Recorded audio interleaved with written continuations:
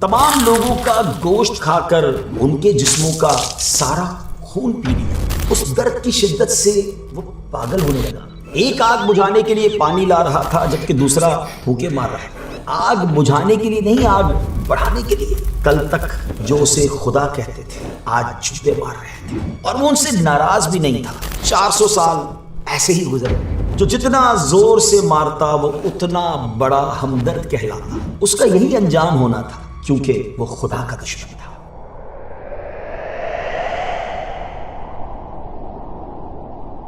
السلام علیکم ورحمۃ اللہ وبرکاتہ۔ پچھلے ایپیسوڈ میں ہم نے حضرت ابراہیم علیہ السلام کو آگ میں ڈالے جانے والے واقعے کا بیک گراؤنڈ اور ڈیٹیل سنی تھی۔ ہم نے یہاں تک تو سن لیا تھا کہ جب حضرت ابراہیم علیہ السلام کو آگ میں ڈالا جائے گا تو حضرت جبریل علیہ السلام اور دیگر فرشتے باری باری آپ علیہ الصلوۃ والسلام کی مدد کے لیے حاضر ہوئے، لیکن آپ علیہ السلام نے اپنے رب تعالیٰ کی ذات پر ہی توکل کیا اور کسی سے بھی مدد لینے کے لیے تیار نہ ہوئے۔ اس کے بعد کیا ہوا یہ آج کے ایپیسوڈ میں سنیں گے۔ اللہ پاک کے خلیل حضرت ابراہیم علیہ السلام جیسے ہی آگ سے قریب ہوئے تو اللہ پاک کے حکم سے بہت سے فرشتوں نے آپ علیہ السلام کو اپنے جھرمٹ میں لے لیا اور نہایت ادب و احترام کے ساتھ آپ علیہ السلام کو آگ کے درمیان ایک جگہ بٹھا دیا۔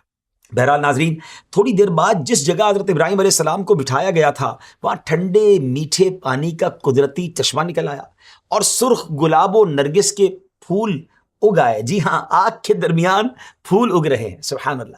اور حضرت جبریل علیہ السلام جنت سے آپ علیہ السلام کے لیے قالین لے آئے۔ اس واقعے کو بیان کرتے ہوئے رب تعالیٰ نے کیا خوب فرمایا، قُلْنَا يَا نَارُ كُونِي بَرْدًا وَسَلَامًا عَلَىٰ إِبْرَاهِيمَ۔ ہم نے فرمایا اے آگ ابراہیم پر ٹھنڈی اور سلامتی والی ہو جا۔ یہاں یہ معاملہ ہوا اور وہاں جب نمرود اور اس کے ماننے والوں نے دیکھا کہ آپ علیہ السلام آگ کے بالکل درمیان سلامتی اور آرام کے ساتھ بیٹھے ہیں تو ان کو شک ہوا کہ کہیں یہ آگ جادو کی تو نہیں۔ اس خیال کے آتے ہی انہوں نے نمرود کے حکم سے اسی بوڑھے آدمی کو پکڑ کر منجنیق کے ذریعے آگ میں پھینک دیا جس نے پہلی لکڑی کو آگ لگائی تھی۔ جی ہاں، جس نے آگ سٹارٹ کی تھی وہی آگ میں ڈالا جا رہا تھا، مگر اب لوگوں نے دیکھا کہ وہ بوڑھا اس آگ میں پہنچتے ہی اس کے شعلوں سے جل بھن کر گر پڑا، مگر وہی آگ حضرت ابراہیم علیہ السلام کے کپڑے بھی نہ جلا سکی۔ اور پھر جب وہ بوڑھا جل کر خاک ہو گیا تو ان کا یہ خیال ختم ہو گیا کہ یہ جادو کی آگ ہے، مگر ساتھ ہی ایک دم ان کے دماغ میں دوسرا خیال آیا کہ شاید ابراہیم علیہ السلام ایسی جگہ گرے ہیں جہاں یا تو لکڑیاں نہیں تھی یا تھی تو جل کر ختم ہو کر ٹھنڈی ہو گئی ہیں اور وہاں اب خالی جگہ ہے۔ اب اس خیال کے آتے ہی نمرود کے لوگ سوچنے لگے کہ اب کیا کرنا چاہیے، تو اس بار بھی ان کی مدد کے لیے ابلیس شیطان پھر ایک بوڑھے شیخ کی شکل میں ظاہر ہو کر ان کے پاس آیا اور کہنے لگا پریشان ہونے کی ضرورت نہیں ہے، اسی منجنیق کے ذریعے آگ اس جگہ پر پھینکو جہاں ابراہیم علیہ السلام موجود ہے۔ ناظرین، اس کے بعد ہر طرف سے آتش بازی کا کھیل شروع ہو گیا۔ انہوں نے آگ کے انار بھر کر آگ میں عین اسی جگہ پر پھینکے جہاں حضرت ابراہیم علیہ السلام موجود تھے۔ آتش بازی کا یہ شیطانی کھیل اسی وقت سے لوگوں میں شروع ہوا اور ابلیس اس کا موجد یعنی ایجاد کرنے والا ہے۔ جی ہاں، یہ جو فائر ورکس ہے نا، یہ اس وقت سے شروع ہوا ہے۔ بڑے مزے سے لوگ فائر ورکس دیکھتے ہیں، آتش بازی دیکھتے ہیں اور کرتے ہیں، یہ نہیں کرنا چاہیے، یہ شیطانی طریقہ ہے اور یہ اس وقت سٹارٹ ہوا تھا۔ یاد رہے، شیطان 3 چیزوں کا موجد یعنی ایجاد کرنے والا ہے۔ نمبر 1 انسانی تصویر کا، نمبر 2 منجنیق کا اور نمبر 3 آتش بازی کا۔ خیر ناظرین، اس وقت حضرت ابراہیم علیہ السلام کی عمر کتنی تھی؟ صرف 16 سال۔ جی ہاں، ایک 16 سالہ نوجوان کا توکل دیکھیں، ایمان دیکھیں۔ یہ شعبان کا مہینہ تھا۔ آپ علیہ السلام کتنی دیر آگ میں رہے؟ ہم شاید چند سیکنڈ اپنا ہاتھ آگ میں نہیں رکھ سکتے، مگر اتنی بڑی آگ میں حضرت ابراہیم علیہ السلام 40 دن رہے۔ آپ علیہ السلام فرمایا کرتے تھے کہ جو راحت و سکون مجھے ان چند دنوں میں ملا نہ تو وہ کبھی اس سے پہلے ملا نہ بعد میں۔ دلی اطمینان، ہر وقت فرشتوں کی دل جوئی، نعمتوں کی کثرت، پھولوں کی پیاری خوشبو، سب سے بڑی نعمت رب تعالیٰ سے گفتگو کا شرف۔ الغرض یہ نار نمرود حضرت ابراہیم علیہ السلام کا پہلا امتحان تھا جس میں آپ علیہ السلام صبر و شکر کے ساتھ کامیاب ہوئے اور آپ کو بچا لیا گیا۔ روایتوں میں آتا ہے کہ زمین و آسمان کی تمام مخلوقات، جمادات، حیوانات اور فرشتے آگ بجھنے کی دعائیں کر رہے تھے۔ ہدہد پرندہ اپنی چونچ میں پانی بھر کر لاتا اور دور فضا میں جا کر اوپر سے آگ پر گراتا کہ آگ بجھ جائے۔ دوسری طرف گرگٹ دور بیٹھا ہوا میں پھونکے مار رہا تھا کہ آگ تیز ہو جائے۔ ناظرین، اصل میں بات تو یہ ہے کہ نہ ہدہد کے پانی سے آگ بجھی اور نہ گرگٹ کی پھونک سے تیز ہوئی، مگر ان کے کاموں سے ان کی قلبی شرافت اور شرارت، محبت اور عداوت، طہارت اور خباثت کا پتہ چل گیا کہ کس کے دل میں نبی کی حمایت ہے اور کس کے دل میں نبی علیہ السلام کی مخالفت۔ اور دونوں کو اس کا بدلہ یہ ملا کہ ہدہد کو سلیمان علیہ السلام کا وزیر اور تا قیامت پانیوں کا بادشاہ بنا دیا گیا۔ عزت سے قرآن مجید اور پرانی کتابوں میں اس کا ذکر آیا، تا قیامت اس کے نام کو تلاوت میں شامل کر دیا گیا، اور گرگٹ کو یہ سزا ملی کہ جہاں کہیں یہ ملے اس کو مارنے کا حکم دیا گیا۔ چھپکلی بھی اسی کی قسم سے ہے۔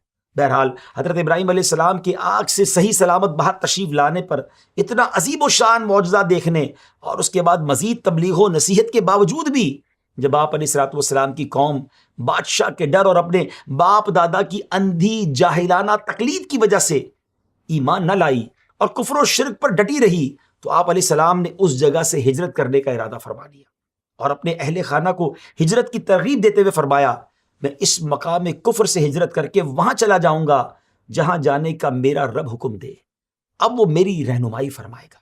چنانچہ پھر آپ علیہ السلام نے عراق سے سرزمین شام کی طرف ہجرت فرمائی۔ اس ہجرت میں آپ علیہ السلام کے ساتھ آپ کی زوجہ حضرت سارہ رضی اللہ تعالی عنہا اور بھتیجے حضرت لوط علیہ السلام بھی تھے۔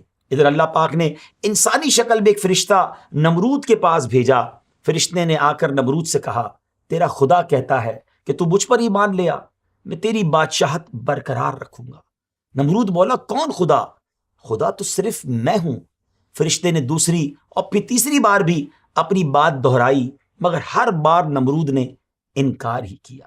نمرود کی اس نافرمانی اور ہٹ دھرمی کا نتیجہ یہ ہوا کہ اللہ پاک کی طرف سے مچھروں، ماسکیٹوز کی ایک فوج نمرود کے لشکر پر مسلط ہو گئی، جس نے لشکر کے تمام افراد کا گوشت کھا کر ان کے جسموں کا سارا خون پی لیا اور ان کی صرف ہڈیاں باقی رہ گئیں۔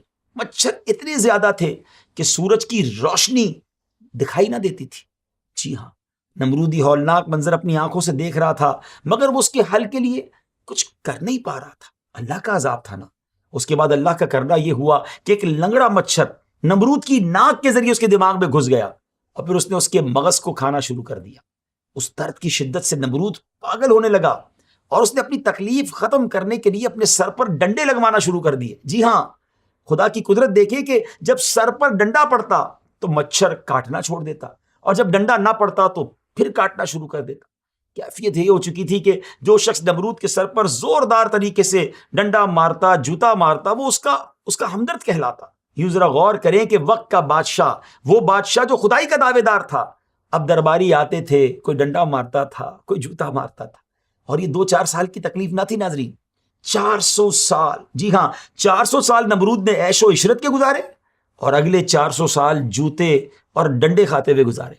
یہ پوری دنیا پر بادشاہت کرنے والا نمرود بالآخر ذلیل و رسوا ہو کر اپنے انجام کو پہنچ گیا۔